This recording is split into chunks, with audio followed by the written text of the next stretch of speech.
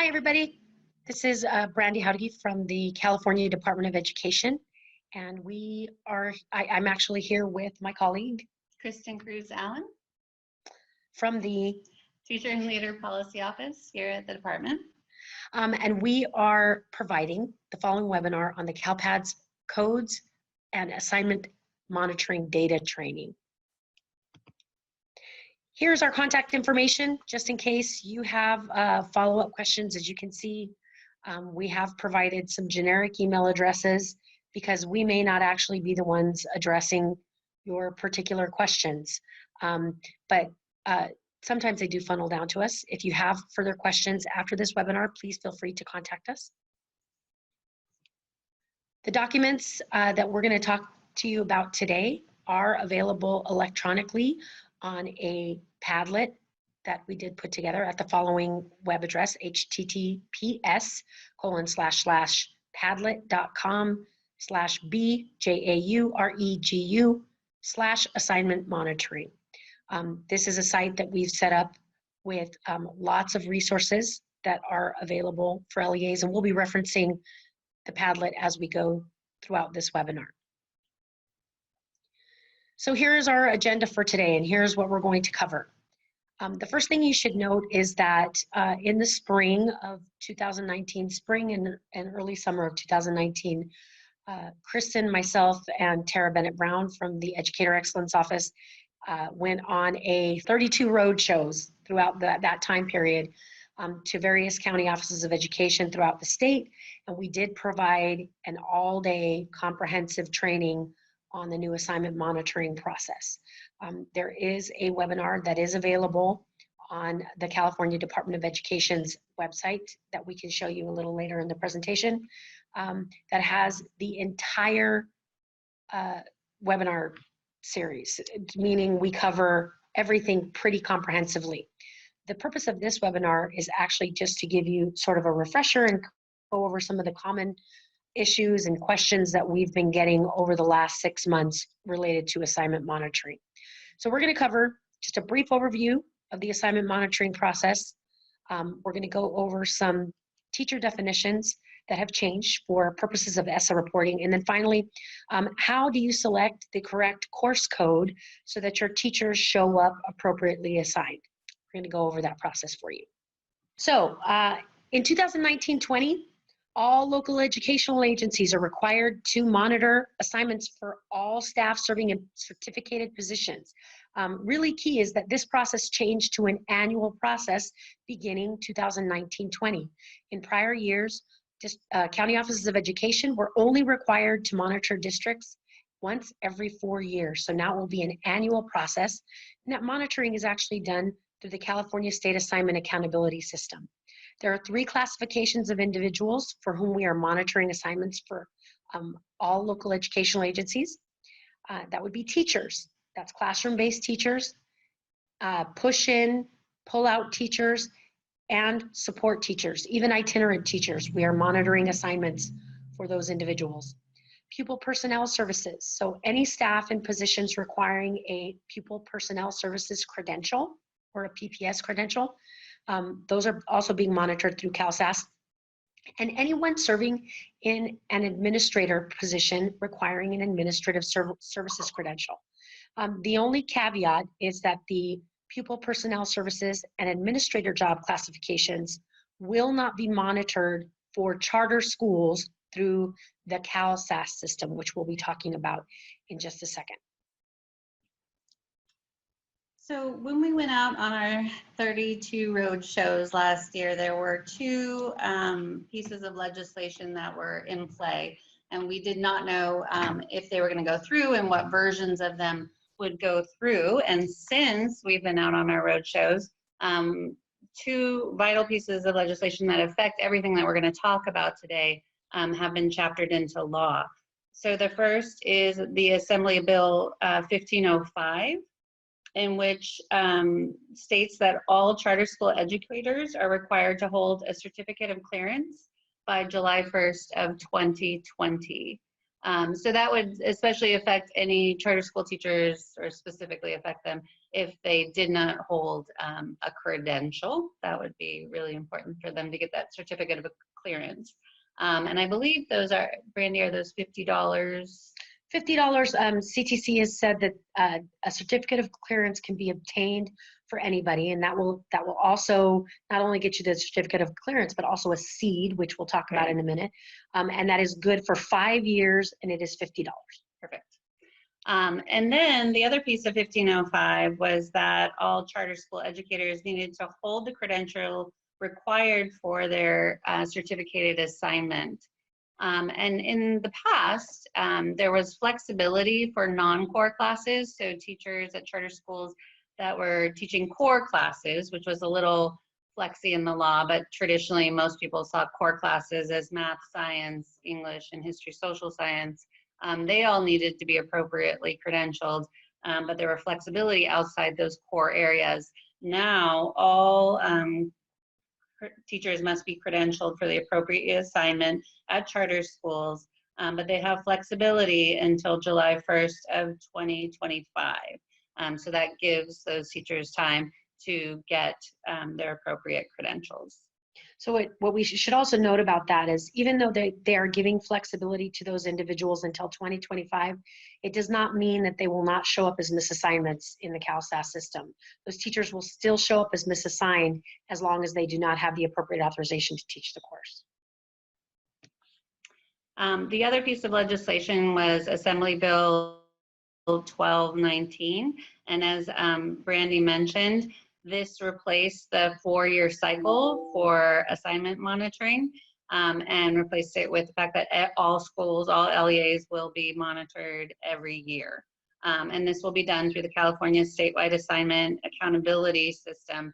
And we're going to go into a little bit more depth later about how that system actually works, but it required the California Department of Education and the California Commission on Teacher Credentialing to enter a data sharing MOU, so that when both of our data come together in this system, it's going to generate potential misassignments that LEAs and will be able to have an opportunity to attempt to justify as well later in the process.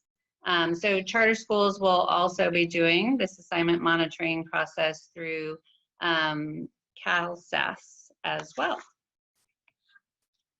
A couple more pieces with Assembly Bill 1219. As we said, CDE and CTC are going to do some data sharing, and so the CALPADS data from the Fall 2 census date will be sent over to CTC. And then when they combine it with their data, the system will actually give out some potential misassignments, which we are calling exceptions. And they're available in the system for 90 calendar days, of which the LEA will have 60 of those days to try and justify or say, actually, this isn't a misassignment. We forgot to give you the information about a local assignment option, or we used the wrong course code. And monitoring authorities and LEAs will have this opportunity to use Cal-SAAS as a platform to communicate back and forth until either a potential misassignment is justified or is actually determined to be a misassignment. So the other piece of this is that 2019-20 is a non-consequential year. So it won't be used for the basis of any kind of penalty or sanction authorized in law. But all districts will need to be monitored and mandated to participate. And then commencing with the 2021 school year, the Commission will make annual misassignments and vacant position data publicly available online. And then just a reminder is that there is statutory responsibility of all LEAs to assign educators appropriately. And if you have some time and you would like to look at the ed codes, just a couple of pieces of ed codes that call for that are Education Code 44830, and which states a governing board of a school district shall employ positions requiring certification qualifications only for persons who possess the qualifications of those positions prescribed by law. And similar sentiments are in Education Code 35035.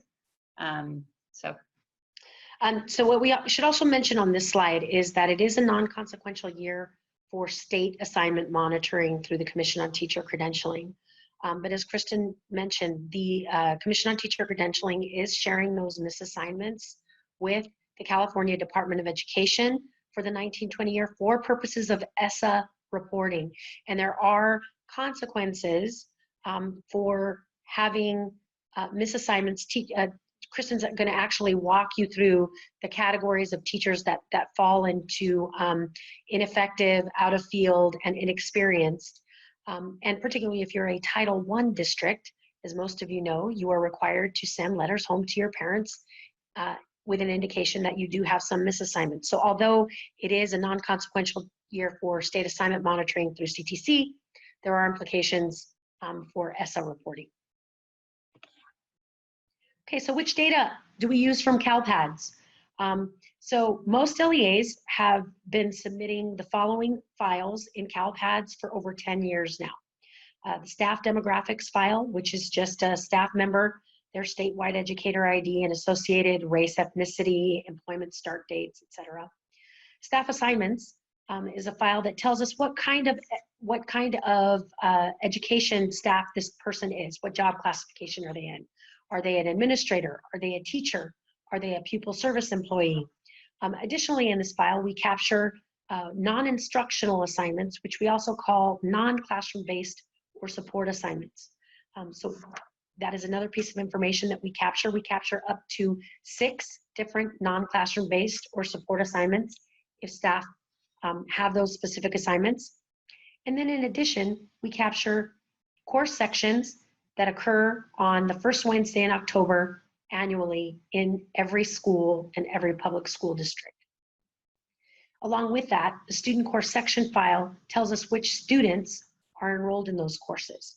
So information from each one of those files is compiled into a data file that we then send over to CTC with the primary factor in that file and the link for the 2 pieces of data, meaning credentials and authorizations that are held at the CTC, is the statewide educator ID. So we send them a list and a data file, and using the seed, they are able to identify the credentials and documents that that individual holds based on their seed to determine whether or not the person is appropriately assigned to either teach or they're appropriately assigned to the assignment that's been reported in CALPADS. So for administrator and pupil service assignments, what we're trying to collect is all individuals that are serving in positions requiring certification.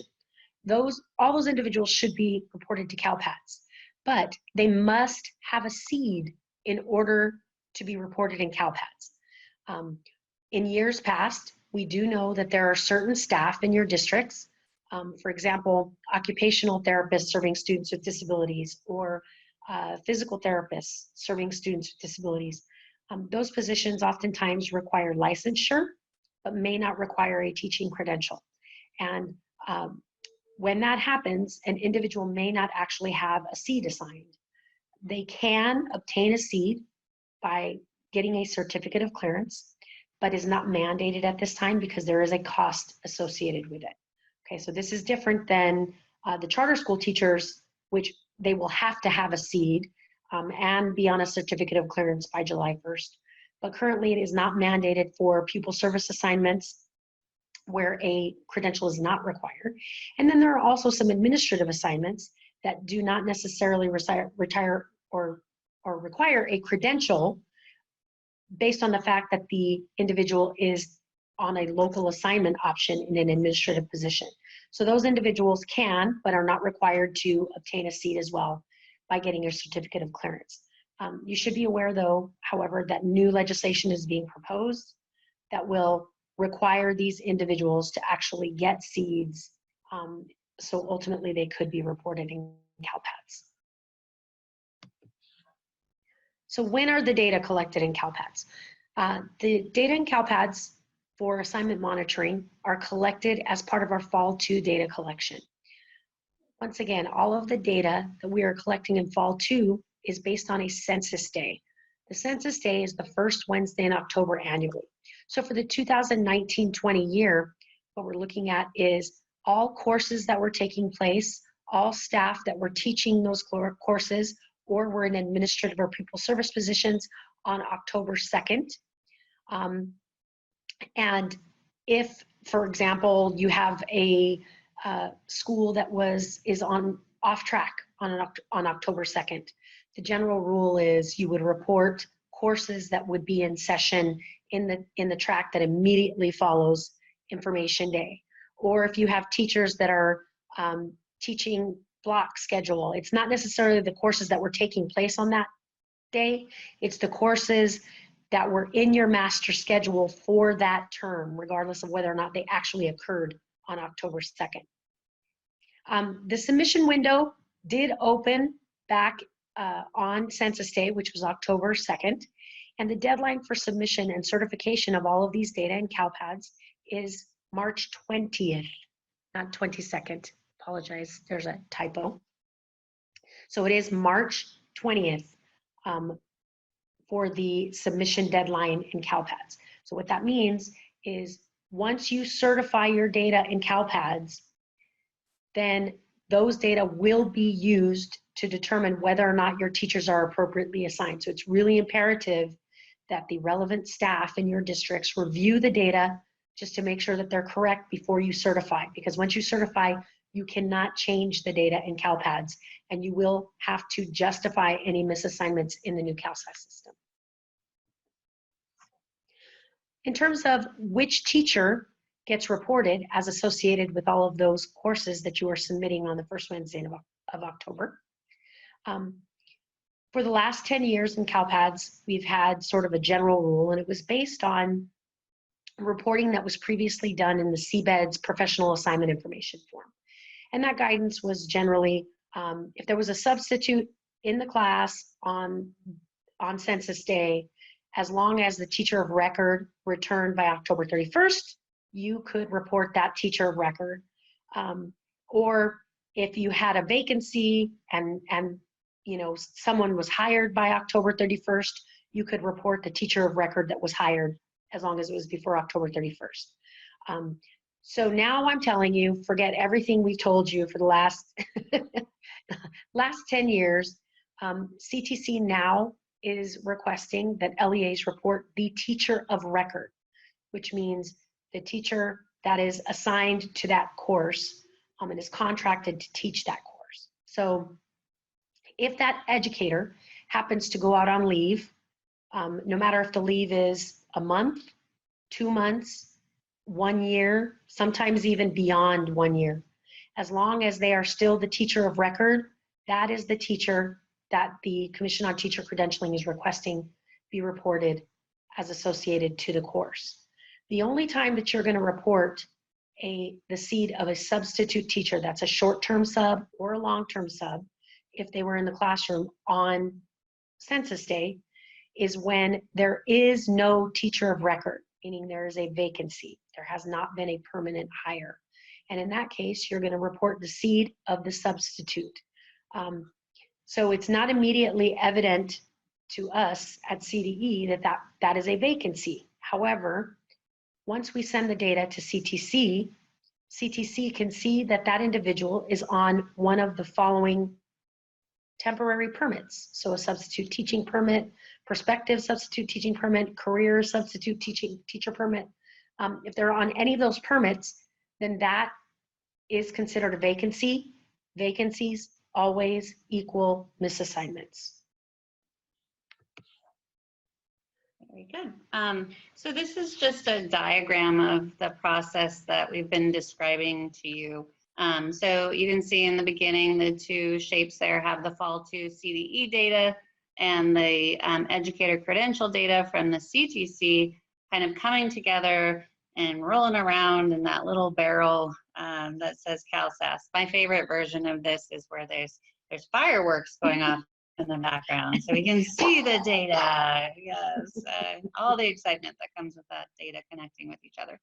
And as we stated earlier, the system will output any kind of questionable assignment, which the CTC is calling an exception, The LEA will look at all of those exceptions and note, where there are areas where they can clear any kind of potential misassignments just by providing additional information that they can upload in the system.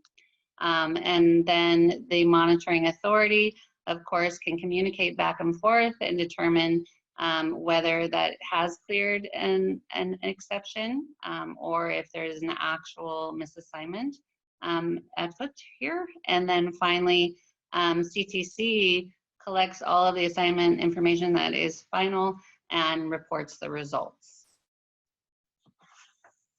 So, and this is what the timeline looks like. So in March, as Brandy stated, the Fall 2 data will be certified. In mid-April, the data is going to be sent over to the Commission on Teacher Credentialing. In late April is when the system will output those questionable assignments or exceptions. From May to June, LEAs will have those 60 days to justify those questionable assignments and provide additional documentation that may clear potential misassignments. At the end of July, the monitoring authority has 30 days to send the final justifications to CTC. And then in mid to late August, the misassignment file will be sent back to us here at the California Department of Education, in which we need to use for the federal reporting purposes that Brandy described earlier. So this is a nice segue into this next section, which when we were out last year doing our roadshow, a few things have changed since then.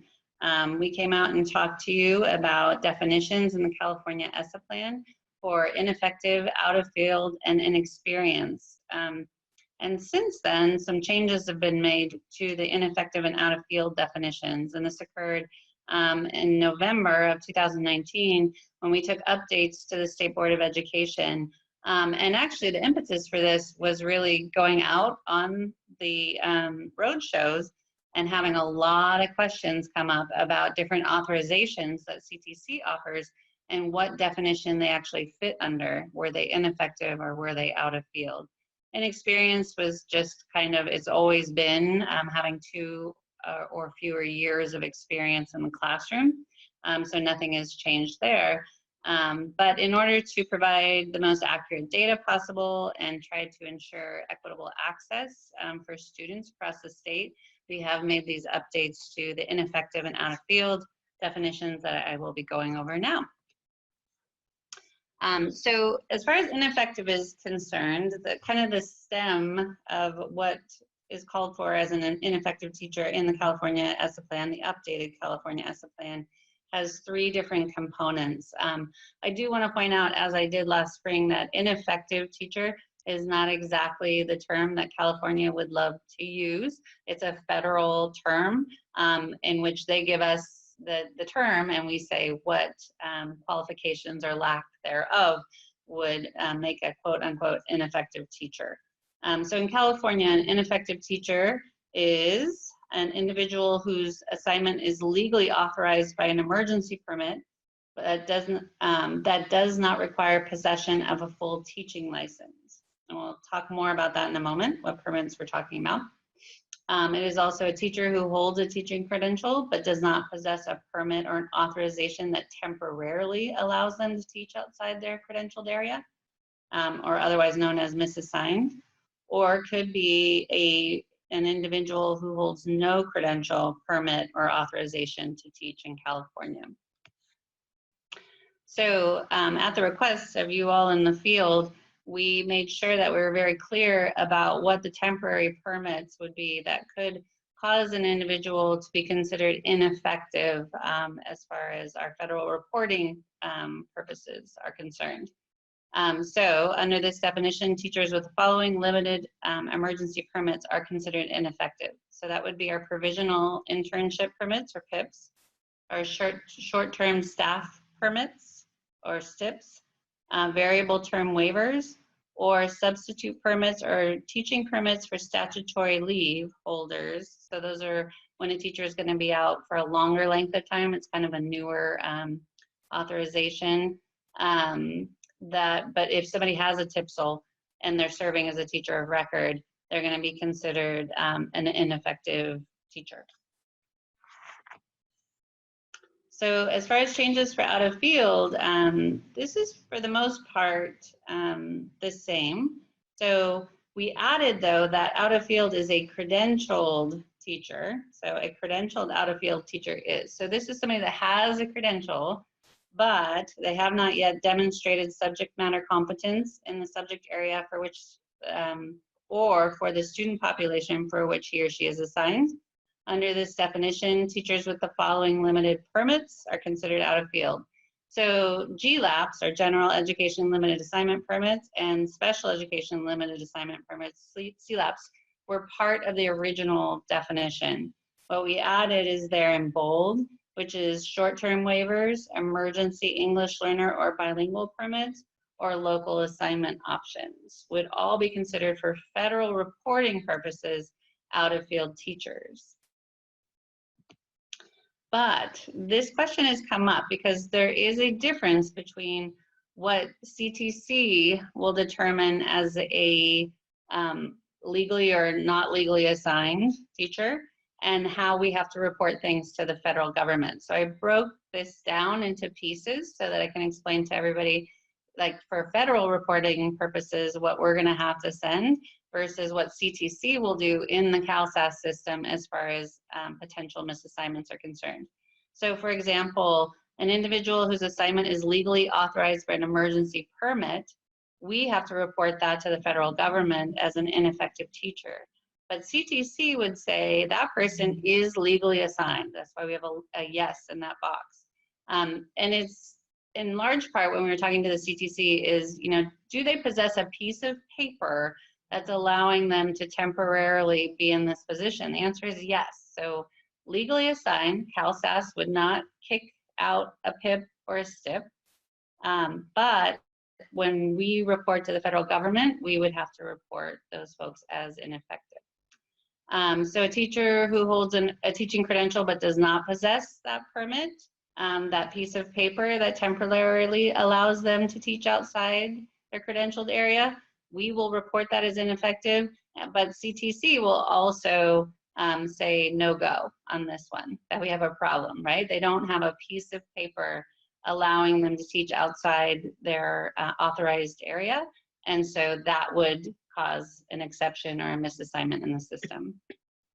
And then an individual who holds no credential, permit, or authorization, of course, we are going to identify that as ineffective when we report to the federal government, and CTC will say that is not a legal assignment. So the other pieces of ineffective, remember when we gave all of the permits, the PIPs, the STIPs, and the variable term waivers, if we have people teaching with those or assigned in a classroom with those, we have to report those to the federal government as ineffective. The CTC says they have a piece of paper, they're going to be legally, technically legally assigned, as long as that's still a valid authorization permit.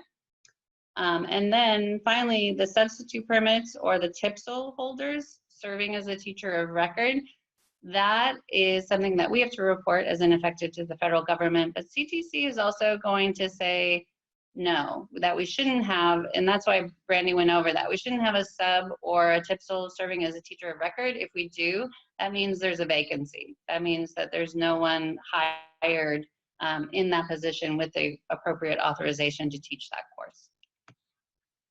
So as far as out of field teachers, I just put all of the permits there. With the GLAPs and the CLAPs and the short-term waivers and the emergency English learner bilingual permits and local assignment options, if we have individuals teaching with those authorizations, we have to report them as out of field to the federal government. But again, CTC says no, they have a piece of paper that temporarily allows them to teach those courses, and so it will not generate a potential misassignment or a misassignment in Cal-SAAS, as long as it's a valid authorization. Okay, so hopefully listening to this webinar, you've assembled a team, or everyone in your team has had a chance to at least go to maybe one of our trainings, and or not. If not, hopefully you're watching this webinar. So I want to talk about all of the people that need to be involved in this process. First and foremost, it's going to start at the bottom in the yellow. your curriculum and instruction staff are absolutely key to this process, because determining appropriate assignment means that you have to appropriately identify the content that each teacher is teaching. And so your curriculum and instruction staff are going to be the individuals in your districts that are primarily responsible for selecting the appropriate state course code, which CTC is ultimately going to use to determine whether or not the teacher is appropriately authorized. Okay, so that is CNI's primary job, is to identify the content of a course, the standards that were used to develop that course, and the grade level standards that are being taught in that course.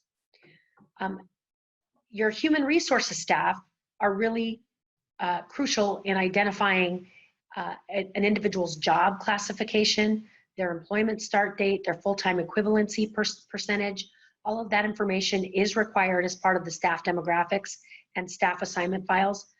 Furthermore, oftentimes your HR staff are responsible for identifying teachers on local assignment options, or teachers that are teaching as part of a middle school course setting, which we'll go over in a little bit.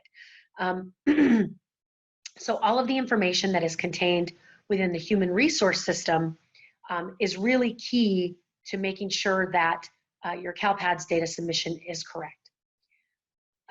Credential analysts are really important in this process, in so much that they should be identifying these issues prior to those individuals starting to teach in these assignments. And what's really key here is that you have appropriately assigned teachers by the first Wednesday in October annually. And so your credential analysts are going to be able to take a look at the data that are in your student information systems, and very well maybe in CalPADS, to identify potential assignment monitoring issues. One thing I want to make really clear is that there's no report in CalPADS that says, hey, this person is misassigned. It's really important that your credential analysts take a look at the data that you've submitted to CalPADS to see where there are potential misassignments based on data that are being reported. The other thing is that credential analysts and human resources staff are responsible for ensuring that you have individuals on their local assignment options prior to the start of teaching. And what's really important here is, because we're capturing information on Census Day, that those local assignment options should be in place by the first Wednesday in October. If they're not, it will be a misassignment, even if you get them on a local assignment option in November, because what matters is what's happening on Information Day. And then last but not least, these are my peeps, the CalPADS folks. These are the individuals that are going to facilitate getting this information into the student information system and submitted to the state. But let me be really clear, is that is really primarily their job, is the facilitation of the data input into your SIS and ultimately getting it into CalPADS so that the relevant staff, which are CNI, human resources, and credential analysts, can verify the data that have been submitted to CalPADS and ultimately assist and tell the CalPADS person that it's ready to be certified. Okay, so there are two pivotal reports that local educational agencies should be reviewing prior to that March 20th certification date. The first report is probably the most important. It's called Report 4.3, Staff Teaching Assignment Detail. This is actually a very long report, so I've actually split this report into two screens. But I wanted to go over the relevant data that you need to review in this particular report, and then tell you which staff are responsible for reviewing that piece of the report. So the first thing that's really important is obviously the statewide educator ID. You want to make sure that the staff person, in this case, Gladys Knight, that she has been assigned the appropriate statewide educator ID. You want to make sure that that ID actually belongs to Gladys Knight. Okay, so that would be obviously your human resource folks. The next three highlighted fields, which are the state course code. You guys call these CBEDS codes still, but they haven't been collected in CBEDS for 10 years. So they're now the CalPADS state course codes. State course code, course content area subcategory, which for those of you that went to our other trainings know that we really reduced the number of course codes. and instead added an additional attribute called course content area subcategory, which allows us to know that even though we have a music course that is 9293 music vocal performance based, that this particular music course covers choir, chorus, and vocal ensemble. The third is the departmentalized course standards grade level range. We'll go over this a little bit more in detail a little later in the presentation. But just know that what we're capturing here are the grade level standards that are being specifically addressed in this particular course. So your curriculum and instruction staff are absolutely crucial in ensuring that Gladys Knight, in this case, is appropriately authorized, or that what she's actually teaching is music, vocal performance-based choir ensemble to middle grades 5 through 8.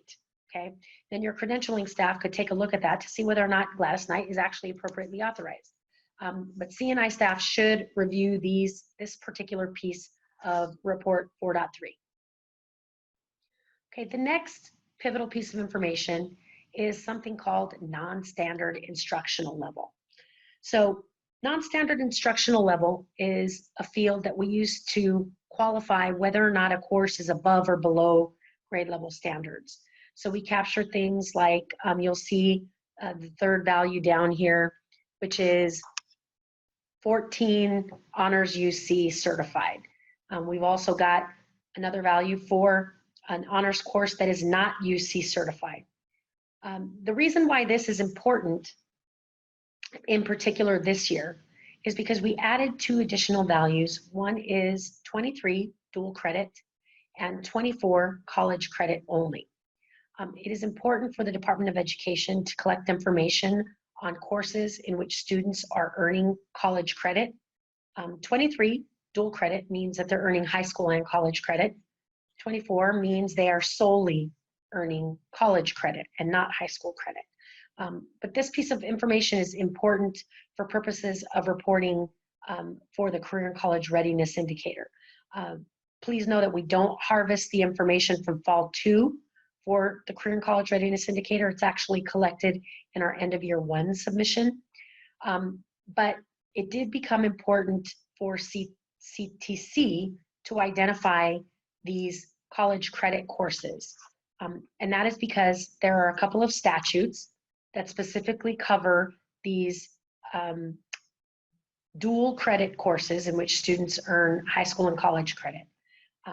And there is a local assignment option that would make these educators appropriately authorized. So if you have college teachers teaching these courses, make sure you identify them as either dual credit or college credit only. Otherwise, CTC is going to expect that that individual hold the appropriate authorization to teach that college course. Okay, so really important to identify your college courses, and the individuals that are probably best suited to that are your counselors. Counselors can identify when these college credit courses are occurring in your districts. The next piece of data is called education service. What we're capturing in this field is the services that are being provided to English learners that are enrolled in these courses. So there are 4 different values. You'll see there at the bottom, a course could be offering primary language instruction and designated and integrated ELD. Or a course could be offering number 2, designated ELD instruction only. Number 3 is integrated ELD instruction only.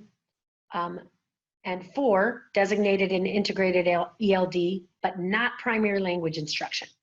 My point is, the individuals that need to verify this piece of information are your EL and bilingual coordinators, because they understand the services that are being provided to English learners within those courses. So this should really be a representation of what's actually being provided in the course. Now, what you need to understand is that CTC will be using this piece of data to determine whether or not that educator assigned to that course has the appropriate authorization. So for example, if someone uses number 1, primary language instruction and designated and integrated ELD, primary language instruction actually requires a BCLAD.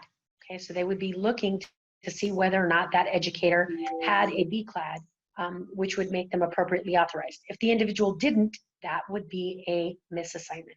So they are using that. The next two pieces of data, instructional strategy and online course instruction type. It's really important that your HR staff verify that this is the teacher's instructional setting. With respect to instructional strategy, there are two values that we're capturing in that field. The first is 300 home hospital, and then the second is 700 special education. So let's talk about 300 home and hospital and why it's important to designate a course as home hospital. Home hospital is one of the many alternative settings in which teachers qualify for credentialing flexibility under Education Code 44865. So 44865 authorizes a teacher to teach any subject, any grade, as long as that teacher has a credential based on a bachelor's degree and student teaching, which is essentially any credential except a CTE credential and an adult education credential. So I could have a multiple subject credential, and I could be teaching 9th grade students on home hospital in any subject, right? As long as you've identified that course as home hospital, because that's one of those alternative settings. 700 special education is important because any class that you identify with this particular instructional strategy, the holder or the teacher of this course is actually going to be required to hold an education specialist credential with the appropriate authorization for the severity of disabilities for the students that are in that class. So a majority of the students in that course have to be special education in order for you to use this 700 special education instructional strategy. Okay. If you have students with disabilities that are actually mainstreamed into general education settings, and there are maybe 1 or 2 individuals in the class with disabilities, you do not want to identify that course as 700 special education. It would only be those special day classes in which a majority of the students are students with disabilities, a majority if not all. Online course instruction type is now important for any online courses that you're offering in your districts. We do allow LEAs to tell us 3 different types of online instruction that are occurring. There's 1, instructor-led, 2, instructor-facilitated, and 3rd is learner-led. Of those 3 options, learner-led courses are the only online courses that do not require an appropriately authorized teacher. So by learner-led, we mean there is no instructor providing either primary or support instruction for that particular content area. And essentially, if there is a classroom monitor, all they're doing is teaching the student how to log on, but they are not providing any primary or support instruction. If that's the case, you would use learner-led, which is option number 3 in that code set, and the teacher would not be required to be appropriately authorized. If you use instructor-led or facilitated, the seed that is attached to that course section is expected to hold the appropriate authorization. And then the last 2 columns, middle school core. It says middle school core course, but I want to clarify that that's actually middle school core setting. We're actually going to be changing the name because it's caused quite a bit of confusion. So middle school core setting and then local assignment options. I'm going to cover what a middle school core is in just a little bit in this presentation.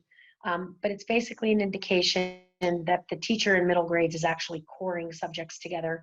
And even though it looks like departmentalized instruction, it's actually part of the middle school core, which gives the educator a little bit of flexibility in terms of credentialing.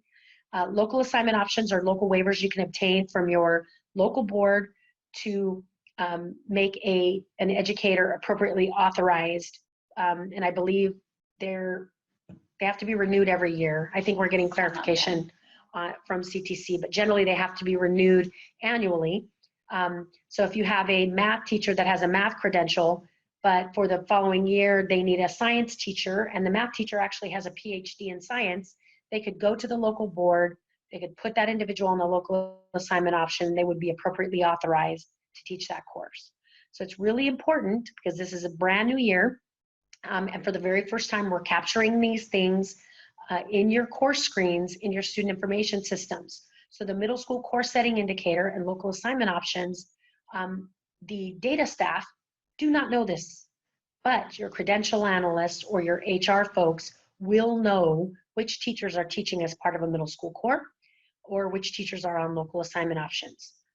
Also really important to note is that these values may change annually based on the teacher because it's solely dependent on the teacher that's teaching the course, okay? So they would have to be reevaluated annually.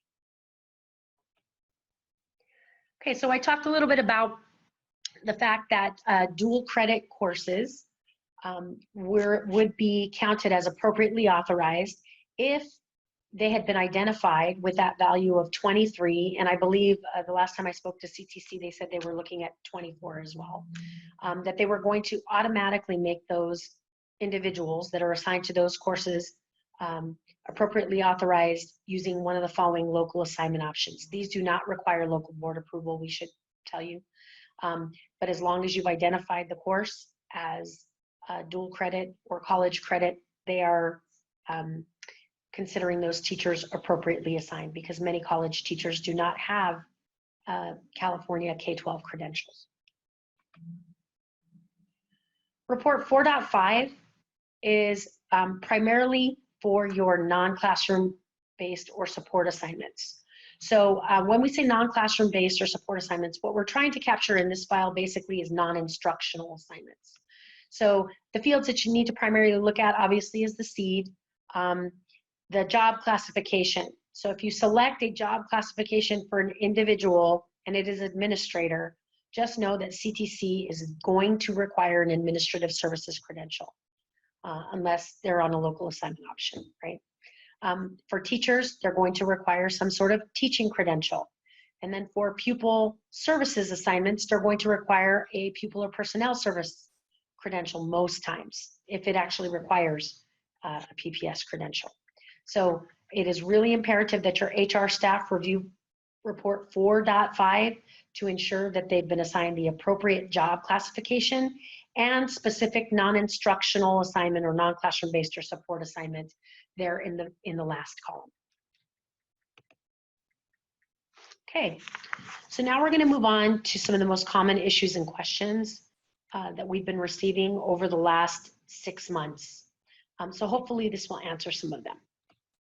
Yeah, so as Brandy said, in our original presentation and our original recorded webinar, we go in much more depth about everything we're about to kind of sum up and review with you. For instance, we go subject by subject area. We'll talk about all the English classes, all the math classes, everything that you can find in CalPADS and the new course code sets.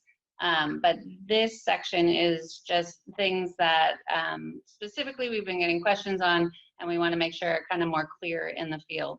So the first part is we just want to go back over what is considered a self-contained course and where you often see those. So most of us know that a self-contained course can be authorized by a multiple subject teaching credential, that they're usually found in elementary schools.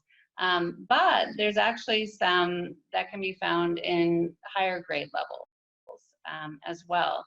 So examples of that would be a one-room school, special education, and special day class settings. So in self-contained classes, of course, we have all or most subjects being taught to one group of students by a single teacher. And they also, though, may contain team teaching or regrouping of students at the elementary level. So when we talk about departmentalized courses, though, as we go on with the presentation, these require a single subject authorization. They're primarily found at the secondary level, but they can also be found at the elementary level. And I know when we went out and did this, folks were reporting art and music and PE, especially, as self-contained, even though they had one teacher teaching art all day long to different groups of kids, or PE all day long to different groups of kids, or music all day long to different groups of kids. And if that's the situation, those people should be reported as a departmentalized course code, which we'll go over in just a moment. And that would require a single subject credential. And we'll talk about that in a moment as well. So again, a departmentalized course is a single area of content taught by one teacher to many groups of students throughout the day. And this can also include support courses, including reading support and math support and bridge courses as well. So as I said, there are some examples of departmentalizing and departmentalized courses at the elementary school level. And these are the codes that Brandy put here. So if you have a teacher teaching English all day long to different groups of kids at the K-8 level, the code is 9100. History, social science, we see this, where teachers are teaching it all day long to different groups of kids. 9170 is the code. And you can see the rest here. But anytime you have math or music or physical education or science or even media arts being taught all day long to different groups of kids by the same teacher, they should be reported as a departmentalized code. So we also get questions about, inevitably, this question comes up. Why is history, social science, and science only up to K6? Why not K8? Oh, that is because for history, social science, we always see world history, usually being taught in 7th grade, and US history taught in 8th grade. And then, so we have courses for those, and you can indicate that it's a middle school setting by choosing the correct departmentalized standards code of grades 5 through 8 for those. And then science is the same. We usually see a life science and a physical science being taught at those grade levels, and we have regular course codes for those, and you can pick the accurate departmentalized standards for those. And then finally, why did physical education get split into two, K5 and 6-8? The reason for that is our physical education expert here at the department really wanted to make the distinction between those two because there are different minutes requirements for K5 versus 6-8. Finally, just to point out that we have a big, what we call the junk drawer or interdisciplinary subjects, where we want you to go there and look for your courses if you're coming up empty, right? You have this course that your LEA or your school is offering. I can't find it anywhere in all of the other course codes. Before you call us, look in interdisciplinary subjects. Look in the junk drawer because it just may be there. And so you'll see that this includes academic decathlon and AVID, teen parenting, teacher prep or student systems, skills center, study skills, college readiness, student government, humanities, yearbook, STEM classes, which we'll talk in a little bit more depth later, social emotional learning classes, which we're seeing pop up more in schools, RTI or MTSS is here as well. And a lot of these were added because as we went out into the field and we asked you during these trainings, okay, what other courses do you think we need to add? Because you don't have anywhere to place any of your courses. These were added for you at the request of the field. Also, your RSP courses, your resource specialist program is also listed in interdisciplinary subjects. Okay, so here is a particular issue that, first of all, let me preface this by saying, I think we're going to do this differently next year. But based on the rules that have been implemented in CALPADS this year, because we're about a month away from the deadline, we're not changing anything. So just wanted to provide you some guidance on the departmentalized course standards grade level range. So currently this is a field that you must populate on every single course. It's required even for self-contained courses. And what we're asking you to do here, excuse me, is identify the range of grade level standards that are being taught in a course. What's really important to remember is that it's not based on the grade levels of the students in the class, right? Because you may have students that are taking advanced or remedial content. So what's really important here is to identify the grade level standards that are being addressed in the course. We have 3 ranges available. We have, or actually 4. We have K4, which is elementary, 5-8, which is middle school, and then 9-12, which is secondary. We added a fourth value that is not applicable, okay? Not applicable is used when there are no standards for a particular course, okay? That's really the only time you use not applicable. So this particular value is important primarily for departmentalized courses. And when I say departmentalized, I mean any course that doesn't have a 1,000 self-contained course code. It's really important for those courses. It's important for those because in some cases, in grades 5 through 8, those courses, even though they look like they're departmentalized, may be taught as part of a middle school course setting, which we'll go over in a second. And so therefore, you have to identify that that course is covering standards grades 5 through 8. And then the second reason it's important for departmentalized courses is you'll notice that, for example, world history and integrated science, we only have one course code, except those courses can actually be taught at the middle school level and the high school level. So the way we make the distinction between those courses when you report them is for world history at the middle school level, it would have a departmentalized standards grade level range of 5 through 8, whereas if you had a world history course at the high school, it would have a departmentalized standards grade level range of 9-12. Okay, so those are the two instances in which it's really super important. Now, it becomes problematic when you have self-contained courses or classes in which you have students where you're covering a myriad of those standards grade levels, okay? So you could have a K-12 self-contained special day class. I don't know where that happens, but I'm sure it happens somewhere, okay? In terms of what the data look like in CALPADS, you would essentially have to create 3 course records for what is really just one class. And so for this year, what we are recommending for self-contained courses, meaning one teacher is providing multiple areas of content to one group of students that may range from grades K through 12.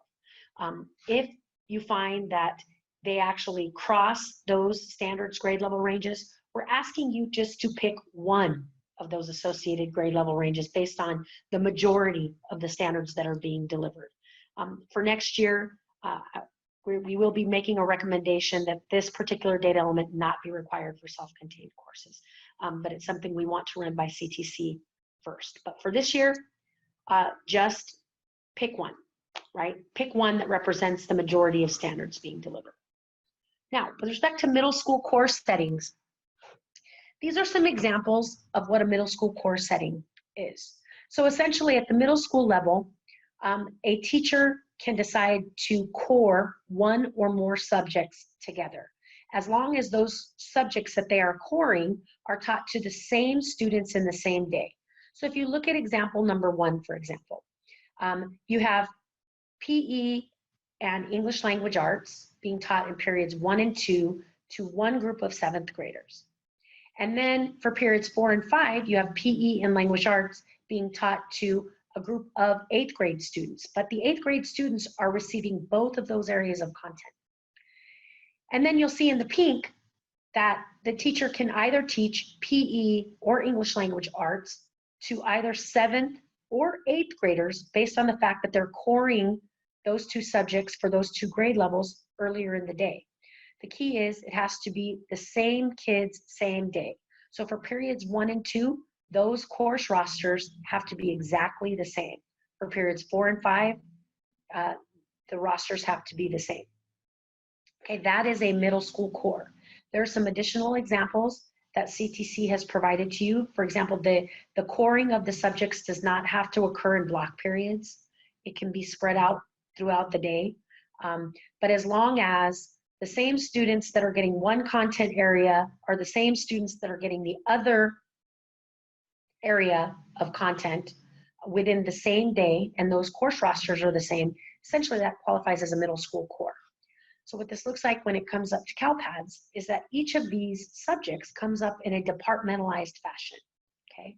So if it comes up in a departmentalized fashion, then generally the Commission on Teacher Credentialing would require a single subject authorization.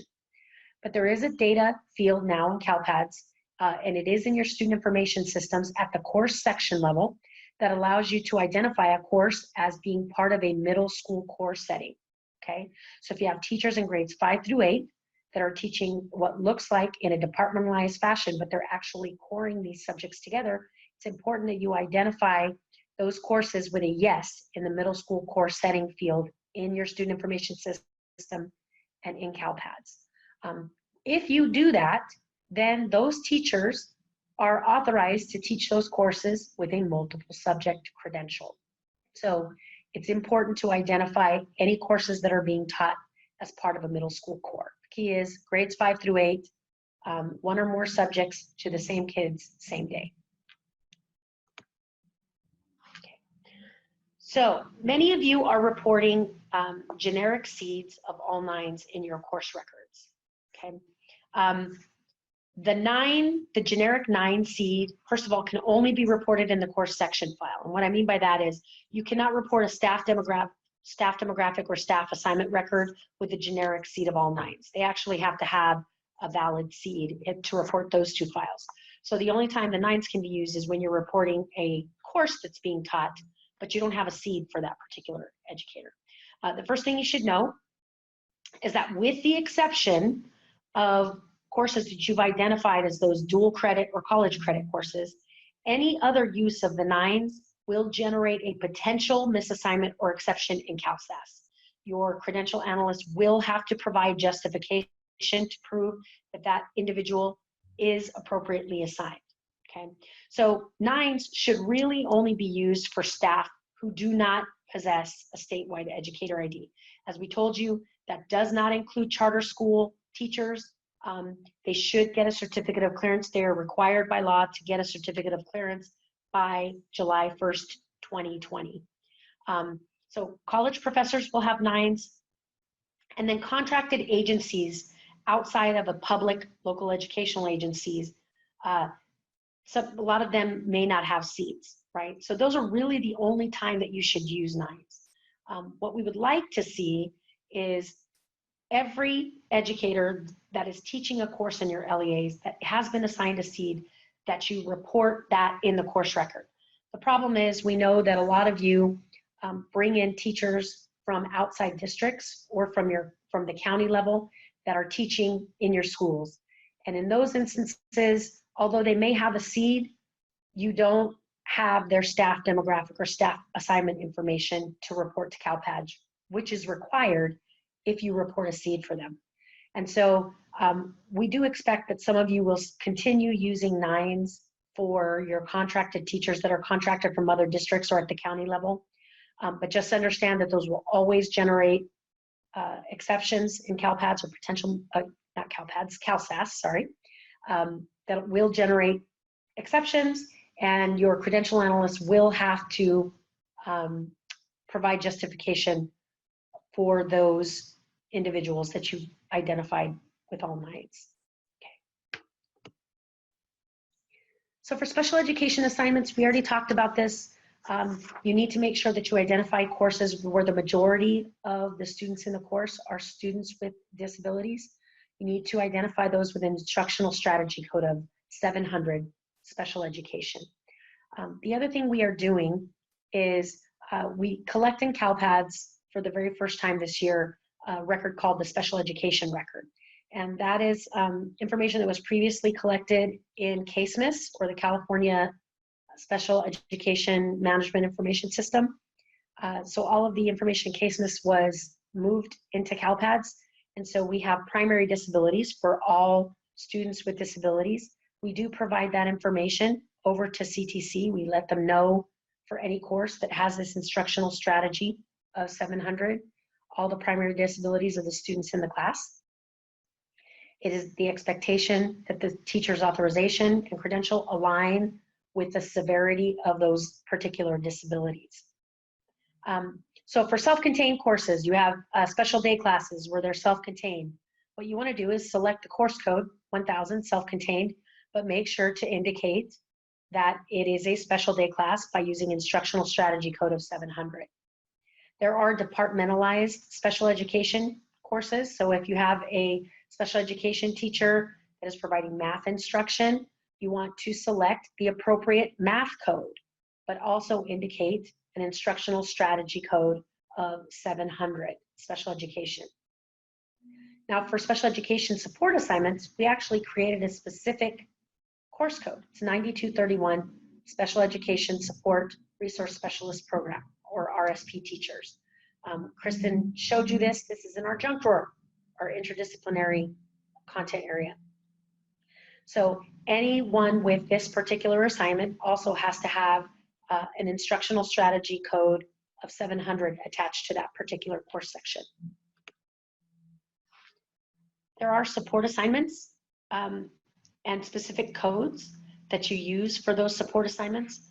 So what we found was that many districts were not reporting their pull-out or push-in teachers because they did not exist in the master schedule. Okay, and from now on, it is really important to understand that anybody with an instructional assignment, including supporting assignments, need to have a course section record in CALPADS. And so what's also important to note is that you don't necessarily have to attach students to that course section, but you must tell us what they are teaching. So we provided the following support assignment codes. We've got English support, RTI and MTSS, RSP, foundational math support, higher math support. So if they're providing support in any of those courses, then you want to make sure that you select that appropriate code because it tells the CTC what they're teaching and therefore drives what credential and authorization are required. For classroom-based support, because there may be scheduled courses, right? It's not a pull-in or pull-out or push-in. So in those cases, for classroom-based support, you want to use a job classification code of 12 in the staff assignment record. Then that individual is going to need a course section record with the associated support assignment code. Okay, so if they're teaching a course for foundational math support for kids, you want to choose course code 9245. And then you additionally have to attach a student course enrollment record telling us which students are enrolled in that foundational math support class. For your pull-out, push-in, and itinerant courses, you want to use a job classification code of 27, which is pull-out, push-in, itinerant in the staff assignment file. You will need a course section record with the associated support assignment code. However, because you told us that the individual is pull-out, push-in, or itinerant, the student course enrollment records would not be required. So we also get lots of questions about independent study and virtual settings. So all courses that are taught as part of an independent study program should be marked as independent study indicator equals yes in CALPADS. So we do capture a piece of data in CALPADS that allows you to identify courses that are part of an independent study program. So it could be that an entire school is running an independent study program, in which case you should identify those courses as independent study, or it could be course-based independent study as a program within a comprehensive school, okay? Either way, it's really important to identify the independent study, the courses that are part of that independent study program.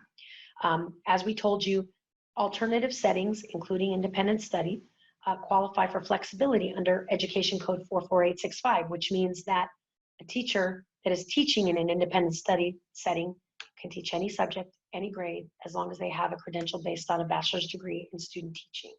Okay, so you have a couple of options for independent study courses for fall.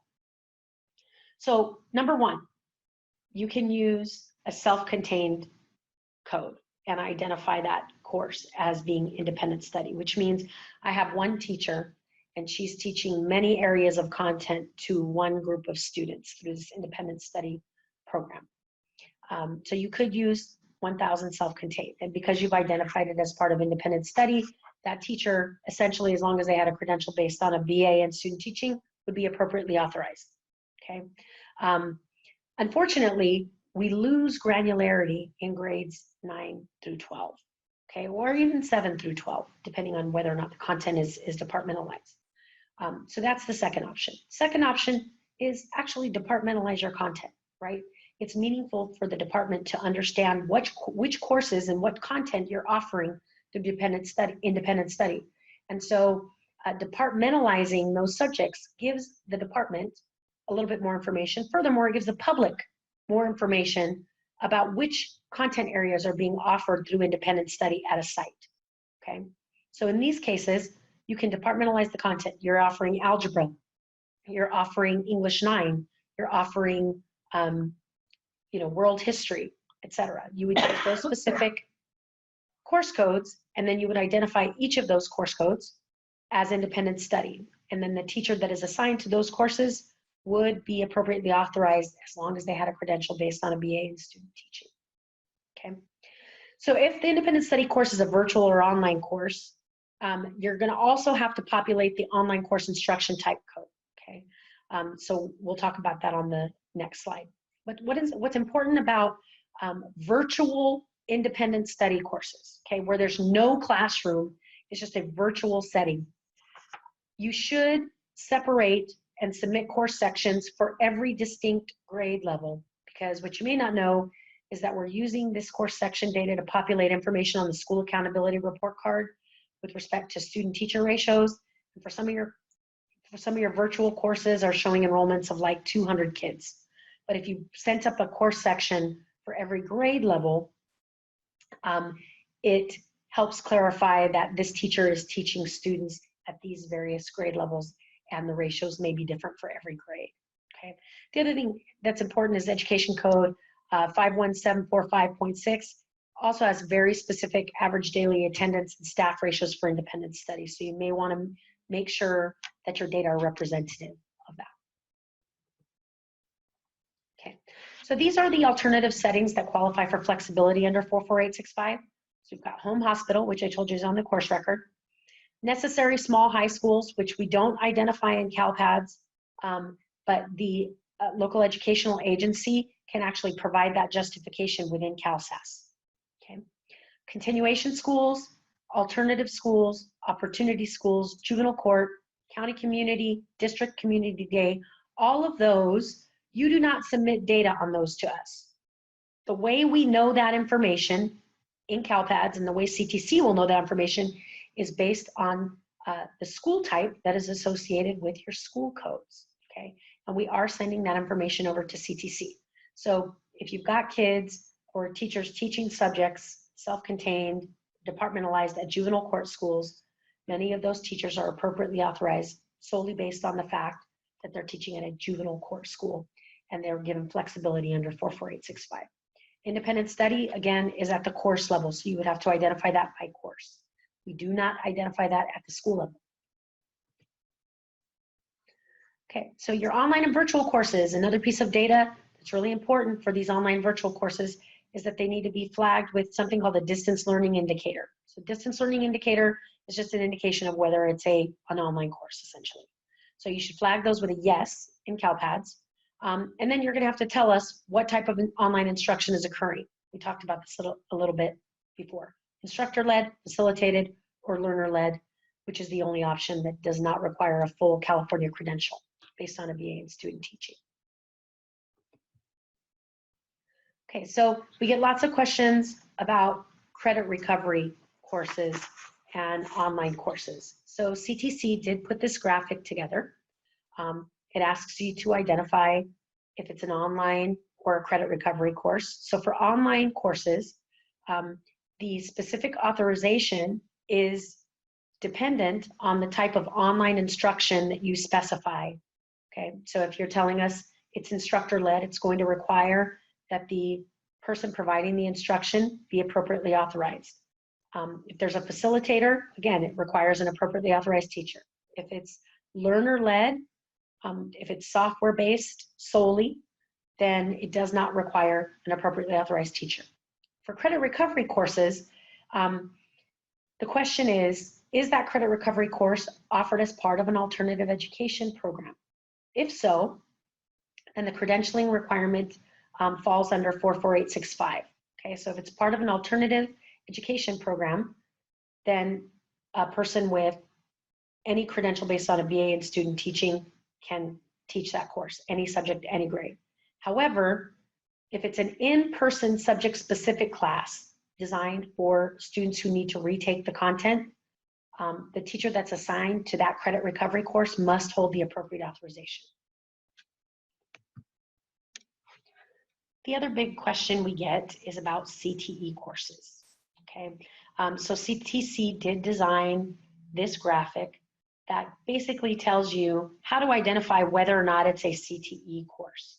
Bottom line is, it's based on the standards, okay? So if a course is more than 50% CTE standards, then it's essentially a CTE course, and you should use one of our 7,000 through 8,999 courses in CALPADS to identify it as a CTE course. If it's 50-50, half and half, it's your decision, okay? It's your decision which course code to pick. You can pick a CTE course code or not. You can pick an academic course code. But that is, the course code you pick is gonna drive the authorization that CTC is requiring, okay? If you have a course that is less than 50% CTE standards, do not use a CTE course code. Use one of the academic course codes that we've provided. Those are all in the 9,000 series, okay? So your CTE course codes are all in the 7,000 through 8,999 series. So if it is a CTE course, it requires a CTE credential. If it is not a CTE course and you have not picked a CTE course code, then it does not require a credential. So what I'm saying is, if you pick a CTE course code, it will require a CTE credential, okay? There is no local assignment option at all. Now, as I told you, what makes it a CTE course? The content of the course. It's over 50% CTE.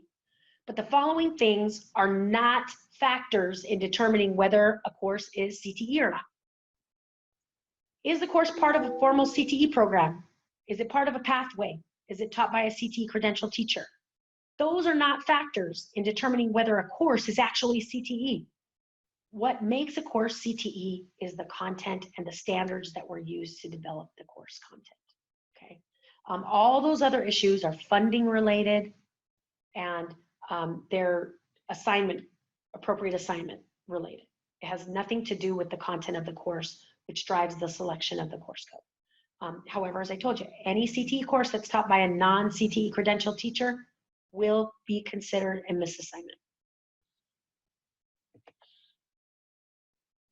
Okay, so for our STEM courses, we did create a specific applied STEM course. So it's applied science, technology, engineering, and math, which are our STEM courses.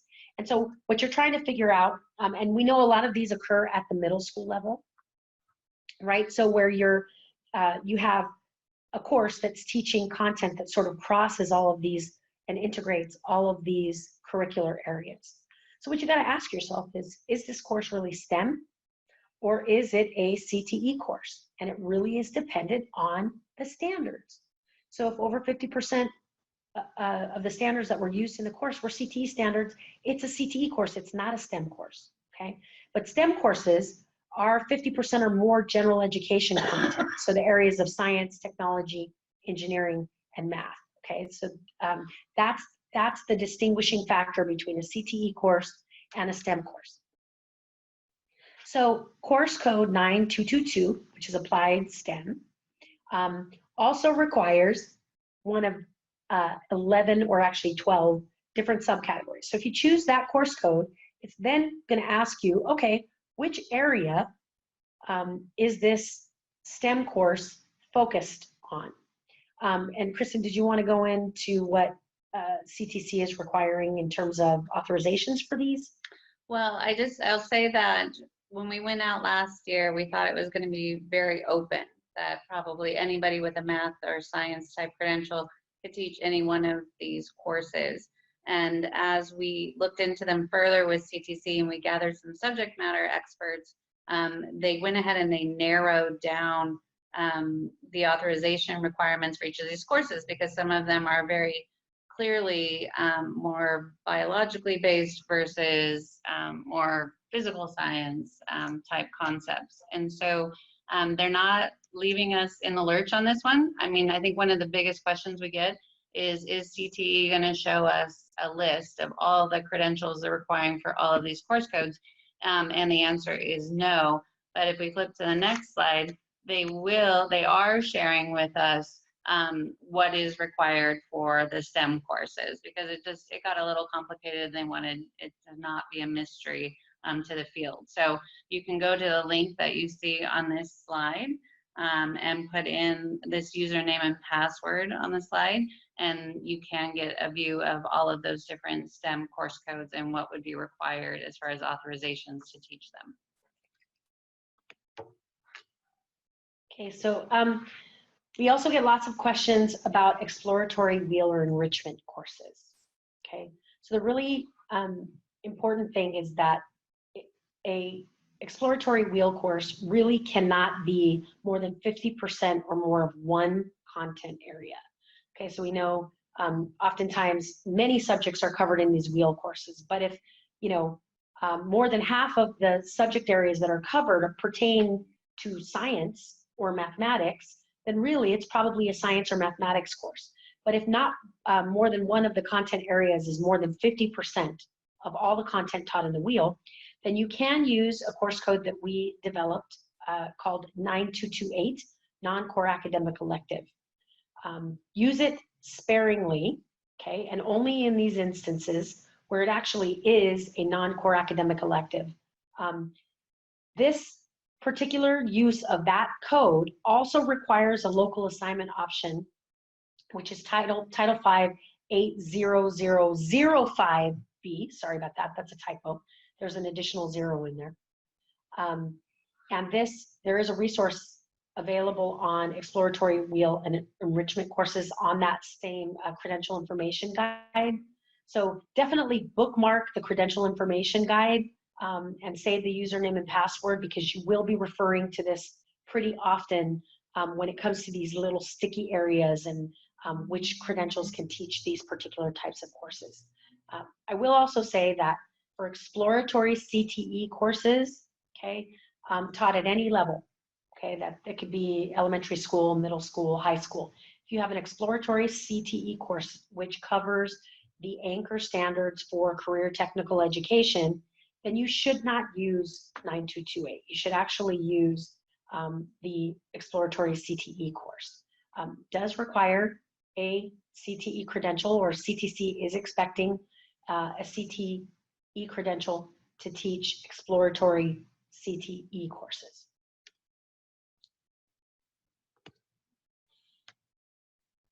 And then, as Brandy was talking about, our non-core academic elective. This was created because as we went out and did our roadshow, people were saying, where should I code chess? Or where should I code my Minecraft engineering course or my crocheting course? And we could not find a really good place for these to go. So we did create 9228, the non-core academic elective. And we say use it sparingly because if we have a situation like we had with the old course codes where we used to have other math and other history, social science, and other English, what we found out is when we went into those others, sometimes there were 2,000 different courses that people were sticking into other because they felt like they had nowhere else to put them. If all of a sudden we find that there's 2,000 or 5,000 courses in non-core academic elective, we're going to have to take it away. We want to make sure that the only reason you use this non-core academic elective 9228 code is if there's no content standards that exist for the subject area and there's no credential or authorization that exists to teach the course, and that it is examples like chess and Minecraft, somewhere where you cannot fit it into any of the other core courses. Reminding you that, we have, if it's based in English, and we had an example of literature elective that you can choose. If it's based in history, social science, and it's the history of baseball, we have options for history elective. Those aren't the types of things that go here because those are core courses and those are core content. So please, I know we're kind of stressing it a little overkill here, but please only put things in there if they really seem to belong. Okay, so how do you pick the correct course code? So we've overloaded you with information at this point, but what you should have garnered from all that information is the fact that the content of the course determines the selection of the course code, okay? So the first thing is, you want to determine the content. If it's a fun with math course, it's a math course, right? So you're probably going to select one of the courses available in the math content area. Second thing, which standards were used to develop the course? We walked you through the slide on CTE that told you, is it CTE standards or is it academic standards? What are the majority of standards that were used? That drives your selection of the appropriate state course code, okay? And then because of those departmentalized assignments that occur at the elementary level, that may also drive the selection of the appropriate state course code, okay? So for example, if you have a music course that's taught in 912, you're not going to use the departmentalized elementary K-8 code, right?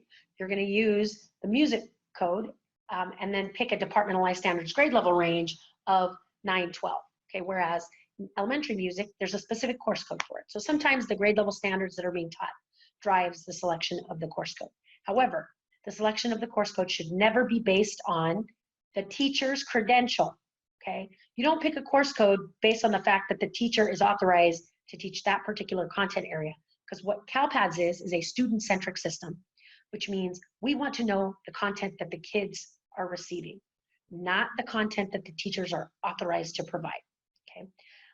The other thing is you don't base it on the student grade levels, okay? So that departmentalized standards grade level range should never be based on the grade levels of the students, but rather the grade levels of the content of the course. So an example for that would be algebra, right, which is based on higher mathematics standards. But what we know is that there are kids in middle school that take algebra. So even if you have middle school kids, you're going to pick the algebra course code and then the 9 through 12 grade level range. Right. Okay, so now what we're going to do is we're going to walk you through an exercise where we go through some various data scenarios and we talk about how we would populate specific values that are in CALPADS. Ultimately, they're in your student information systems, but we kind of wanted to walk you through some of the questions that you have to answer in order to determine the appropriate value to put into that spreadsheet. So what we're going to do is walk you through each of these data scenarios, and we're going to talk about how we populate the specific attributes that are going to be used to determine whether or not that teacher is appropriately assigned. So Kristen is going to walk you through each of the data scenarios, and then we'll talk about how we populate the data. Okay, so the first one you'll see it in the first row there. We have Mrs. Crabapple. She's a teacher that provides reading support through a pull-out program at Springfield Elementary School. Mrs. Crabapple has a multiple subject credential.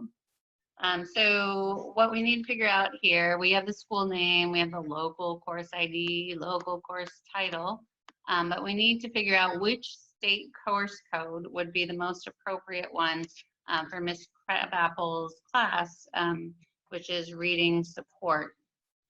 And so Brandy will show you how she would search and bring that up. Right. So the first thing that you'll notice here in this template is oftentimes we've got all of the courses listed numerically, and it's not always the most conducive way to find this. So what we're looking for is, we know that she's teaching reading, right? So we've provided an additional tab in this document called Course Codes by Content Area. So we'll increase the size of this just a little bit so you can see it. And you'll see that all of our course codes that you can currently use are listed by the respective content areas. So in this case, we know reading is part of the English codes. So we could go and we could filter by English. There we go. So now we're looking at all of the English codes, and bam, we find one, 9101, which is reading. But even though she's teaching reading, she's teaching in a support capacity. So how do we represent that? Okay, so just remember that the course code is actually capturing the fact that she's teaching reading. That's the most important thing, okay?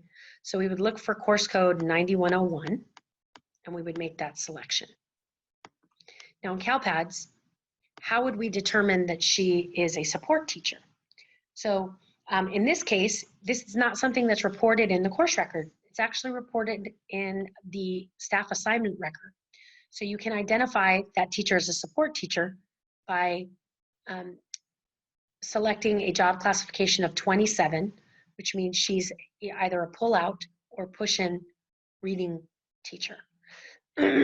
Now, if she had a departmentalized reading course, right, you don't have to select a job classification of 27. She's just a regular teacher. If this is a scheduled course and she's teaching reading in a departmentalized fashion, that would not be necessary. But let's talk about some of the other attributes. So our content area subcategory in this case would not be necessary. What are the grade level standards that are being taught for this course?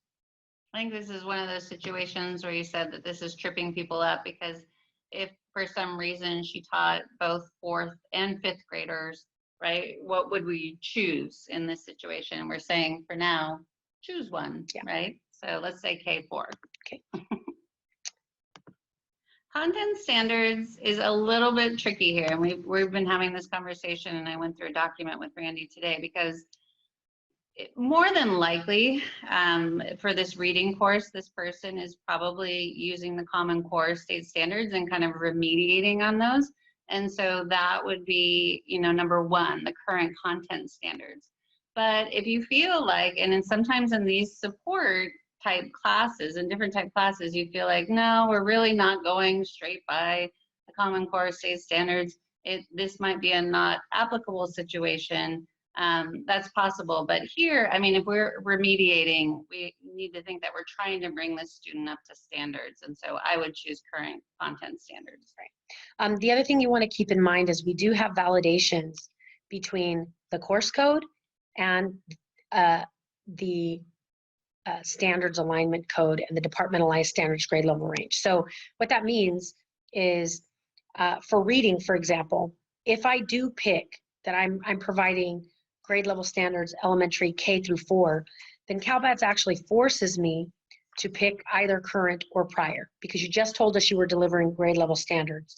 The only time that not applicable is allowed is number one, if the valid code combination between the course code and the departmentalized standards grade level range allows it.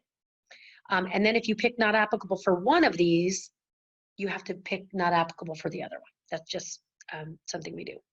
Okay, so this is not a charter school, so we would not have to populate this next charter non-core non-college prep indicator, and frankly, they're not going to use it for assignment monitoring this year anyway. We had to include it just in case AB 1505 did not pass, but it did. So this sort of becomes irrelevant. AP IB course code cross-reference is not applicable in this situation because it's not a career technical education course. It's not online. It is not part of a middle school course setting because it's not in grades 5 through 8. This teacher happens not to be on a local assignment option. Okay. Course instructional level, again, there's lots of values in here, but none of them, this is not a required field, except in cases where it's a college credit course.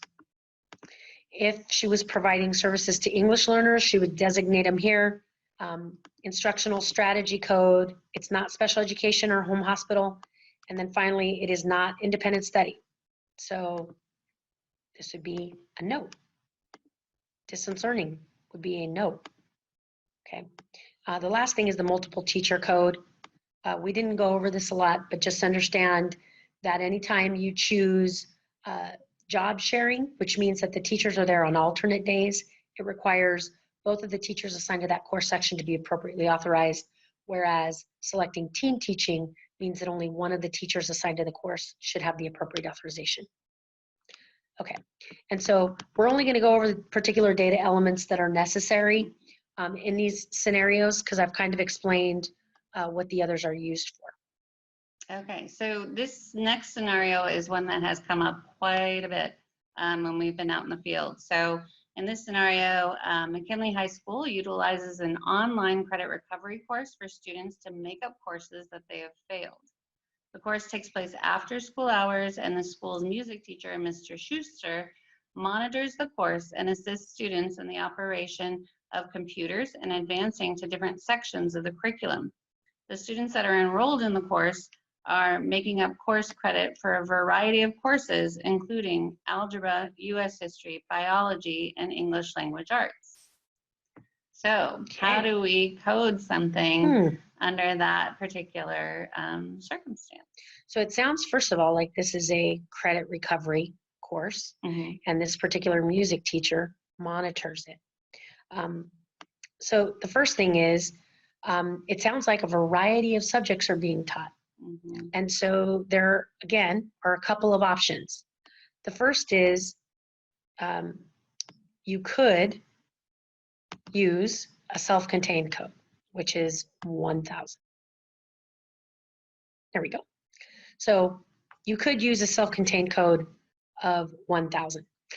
But there's something to take into consideration here based on the slide that we showed you earlier with respect to credit recovery courses.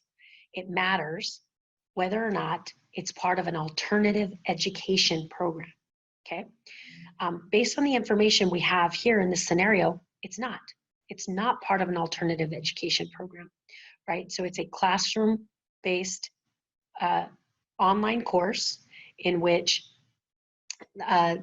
the teacher that is supervising the course is required to hold the appropriate authorization. So, number one, self-contained is probably not going to help in this respect. Normally in self-contained settings, a teacher in an alternative setting, let's say independent study, they could teach it using a BA in student teaching or a credential based on a BA in student teaching.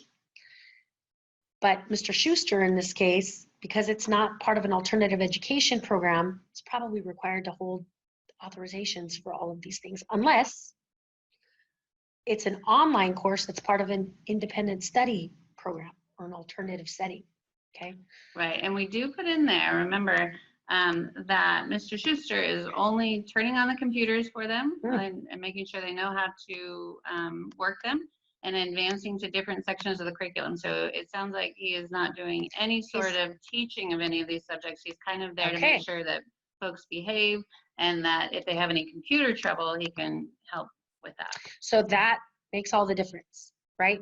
So in this case, it sounds like it's a learner-led online credit recovery course.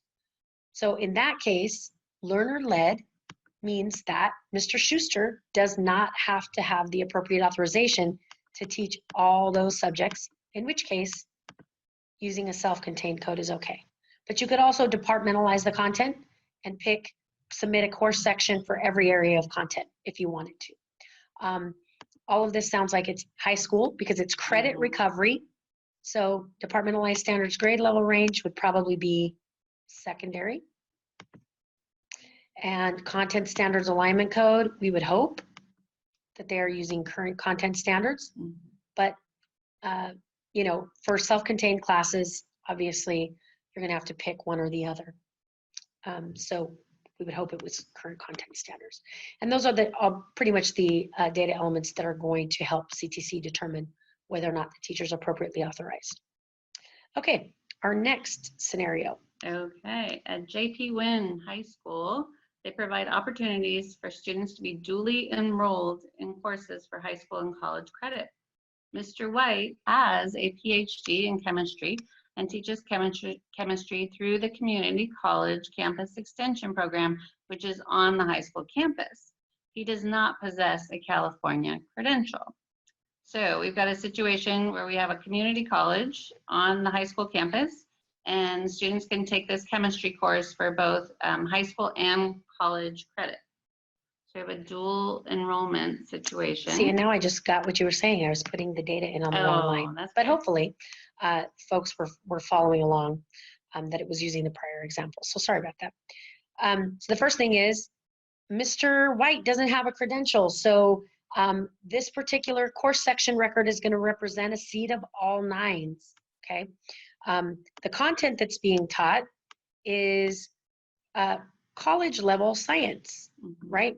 So let's find our college level science course. Let's look at the course codes by content area, and let's filter for our science courses.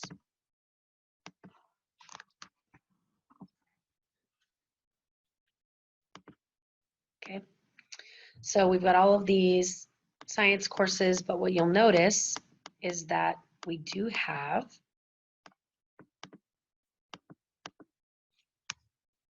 a college credit science 9358. Okay, so that's really important to identify that it's a college credit course for science, because this is also used at the end of the year for our accountability dashboard. So the identification of those courses is really crucial. So we look for 9358 in our course code list.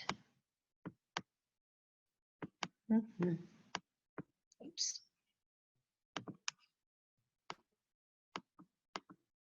There it is. College credit science. And remember, now, in the case of college courses, do we have K-12 standards for college courses? The answer is no. Okay, so in this case, we would select not applicable. And because we selected not applicable, we would have to select not content standards aligned or not applicable for the content standards alignment code. Okay, the other thing that's important about this course is that it is a college course. And how do we identify college courses? It's in the course section instructional level code. And you'll see that because it is a dual credit course, we select the value of 24, dual credit. Now, because our teacher, Mr. White, is a 99999 seed, doesn't have a credential. However, he's teaching at the community college on the high school campus, and I believe you went over earlier that there are local assignment options that allow this. Correct. So as long as you've identified it as a dual credit course, the district would not get dinged with a misassignment. Okay. Oh, are they on it? Oh, so yes, you could select the local assignment option. What we've heard from CTC, and they're the last two, the 20 and 21. We've heard from CTC that you can populate them, but as long as you've got the dual credit indicator here, they're going to automatically make those appropriately authorized. But you can also populate the local assignment option code. Okay. Okay, so our next scenario. Next scenario is Mrs. Buffet, who teaches a career exploration course for students with disabilities in high school. In the course, students learn skills such as time and money management, organizational skills, and customer service etiquette. Mrs. Buffet, possesses a business credential. So this one's tough because we have the local course, which is just career exploration, right? But when we really look at the content, and that's why it's so important to look at these local course descriptions and talk to your C&I folks, because when it's career exploration, but if we're thinking about this is with special education students, and this is more about time management, organizational skills, customer service etiquette, that kind of might lead us to choose a different course code. And this one in particular kind of lives in the junk drawer, correct? Yes, it does live in the junk drawer. So if you look at all of the content that's being provided here, the first thing that stands out to me is whether or not we have any specific content standards for this. Probably not, right? And there's probably not a specific authorization for this departmentalized course. But if we look in our course codes by content area again, and we go to the junk drawer, right? Unfortunately, it's not called. No. If I type in junk drawer, it's not going to work. But if you do interdisciplinary content, right? We come up with the courses in here, and what we might find, or what we will find actually, is a course called Life Skills. right? Here, life skills courses typically cover topics such as defining personal values, goal setting and planning, making decisions, solving problems, evaluating information, dealing with media and peer pressure, communication and relationships, decision making, etc. Okay, so very likely what you're teaching is the state equivalent is life skills. And so you would select course code 9220. So go back here to our mapping template. And for Mrs. Buffet, we would find the course code 9220. Okay, there we go, life skills. Now, there's no subcategory required. Departmentalized standards, we talked about it. Do we even have standards for life skills? No. No. And therefore, the content standards alignment would also be not applicable. Now, what's important about this class is that it is taught to students with disabilities, okay? And the disabilities are probably of a certain severity. Therefore, we have to identify in the instructional strategy code that it is a special education class, right. Okay? The selection of this particular data element is going to tell the CTC that the instructor providing this course to these students with disabilities must have an education specialist credential, along with the appropriate authorization. Correct. Okay. Which in Mrs. Buffet's case will result in a misassignment because remember she is a business credential. Okay, last one. Mr. Clavin teaches a full year expository wheel course at Boston Middle School. Mr. Clavin is a treasure trove of facts about many different subjects, but he spends the first semester covering the history of the U.S. Postal Service. Mr. Clavin possesses a history social science credential. So with this one, the school is calling it an exploratory wheel course. And it's a little up in the air, right? Because we know the first semester, so the first half of the year, he is teaching only the U.S. Postal Service, right? And then we don't know what he does for the rest of the year. So we've got a couple of options. I would say personally, and maybe I should have made the example that he spends like 3/4 of the year on the U.S. Postal Service. But remember, I said that there is a code which for history, social science elective. It does appear that this would fit in that category for sure. And I would urge that LEA that this would not be an exploratory wheel course, that it's really a history, social science elective course called the History of the U.S. Postal Service. That's all right. It is right. It is okay. History, social science elective is 9180. 9180. Okay. So the other thing that you might want to take into consideration, like she said, so it's a wheel course. So if you're taking the example at face value, 50%. Okay. Remember, CTC considers it in one content area if it's over 50% of one content area.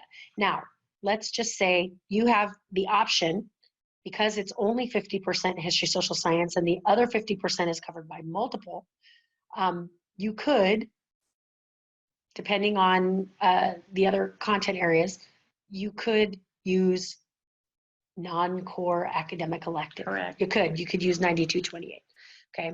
But just keep in mind that anybody that is using 9228 as part of an exploratory wheel or enrichment course, again, they have to be on a local assignment option in order to teach that particular exploratory wheel course, okay? But in this case, let's just assume it's over 50%. In that case, the history, social science elective would be appropriate. And yeah, there's no standards. There's no standards for the Postal Service. No. And this would be not applicable as well. Okay. And those are essentially the elements that are going to drive the appropriate credential. Right. Okay. So what I would like to do now is go back to our PowerPoint. So now that we've gotten through the exercise, and hopefully you have a better understanding of some of the decisions you have to kind of make as you're going through the course code selection process, we just wanted to point out some resources that were available, and we have referenced these throughout the presentation. The first is the CALPADS systems documentation page. So this will tell you everything that you never wanted to know about CALPADS. But aside from that, it tells you the exact fields that we're requiring be submitted to CALPADS, along with all of the relevant code sets, including our new state course codes, which we just kind of walked through. Those course codes and other resources are also available on our assignment monitoring Padlet. Okay, the assignment monitoring Padlet contains information both from CTC and the California Department of Education. A copy of this PowerPoint is also available through the Padlet. And then finally, the CTC Credential Information Guide. So this particular site has been so helpful, in particular for me, anytime I have credentialing questions that pertain to really specific areas: special education credentialing, exploratory or real courses, middle school core assignments, single subject authorization, self-contained courses. It has a variety of information, and we strongly encourage you to take a look at that. Bookmark those in your web browser, because at some point you will be needing those. Our other recorded webinars, though, we didn't put this on the resources, do we? You know, we didn't. I can describe how to get to them. Okay. So the other recorded webinars that we referenced, which go through all of the, every subject area and every course code that we redid. If you go to the main CDE webpage, which is www.cde.ca.gov, and in the upper right-hand corner in the search box, you can either type "Promoting Equitable Access to Teachers" or just PEAT. And if you end up on the main page for Promoting Equitable Access to Teachers, we revise the front page so that you can go down and you'll see all of these different links for the PEAT tools. And one of those links is going to be professional development webinars. So click on that, and then you can go to all of the previous webinars that we've recorded. So we want to thank you for joining us today. We do have some contact information. Again, it's listed at the beginning of the PowerPoint. So you can contact the CalPADS office or the Teacher Leadership and Policy office if you have any follow-up questions. And we hope that you go forth and code your courses correctly, and you have a wonderful year for assignment monitoring. And we hope to see you again in a roadshow very soon. Thanks, and have a great day. Thank you.